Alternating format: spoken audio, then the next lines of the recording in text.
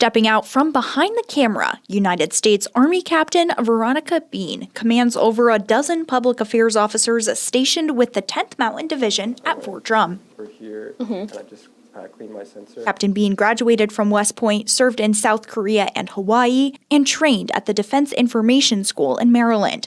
But her public affairs leadership actually started at Fort Drum. My first public affairs assignment, one of my favorite assignments in the Army, was with the 10th Mountains Combat Aviation Brigade right here on Fort Drum. We got to do a lot of cool missions working with the people who live in the Adirondacks, working with people in the local area down in Rome, New York, to really build the community. As a public affairs officer, her job is to share the Army's story. So is your plan to do like a stand-up and then point and say? I get to manage a team of journalists and photojournalists, and right now we support everything from Dr. Biden's visit to Fort Drum recently, to the soldiers and officers who are going down to some of the training centers to prepare. So we really get to have our hands across a lot of different efforts in the Army and tell the Army story to the American people. Bean has held a passion for storytelling her whole career, but as a fourth-generation Army officer, as well as Army spouse, her drive to serve is more a family value. I think it runs deep in my family. My great-grandfather on my mother's side served as an adjutant general officer, again, that human resources piece, which is one of the reasons I originally joined that branch.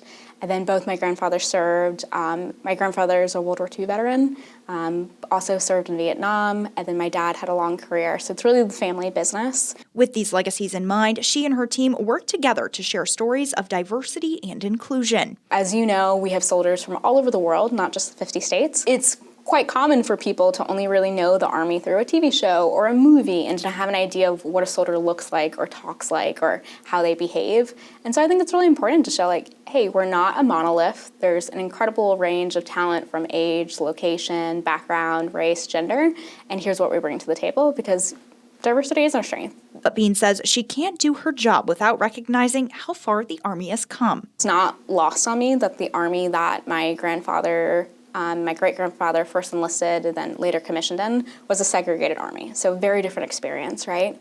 But I think it's important, too, to highlight when they joined the Army back then, it was the first time that they were able to get the same pay, the same career opportunities as the next person, regardless of their race, and the same for gender. And I think that's what makes the military service so special, is that it's always about what you can bring to the table.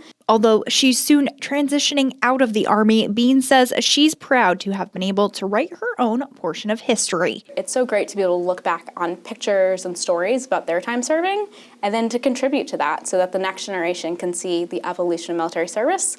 And while things might be different, the trend line is always the same, that we're dedicated to service and working as a team. And Bean will no doubt continue to hold her family value of service as she trailblazes ahead. One thing I really enjoyed about my Army career is that you end up being friends with the type of people you would never expect. So it's something like, outside of the uniform, completely random strangers are best friends in the Army. And so that's something I want to take with me, is really giving other people a chance and recognizing that everybody's experience brings something to the table. And if you lean into that and get to know people, your life is just going to be much more enjoyable and much more rich. So I hope to take that with me into my next adventure, wherever that might be.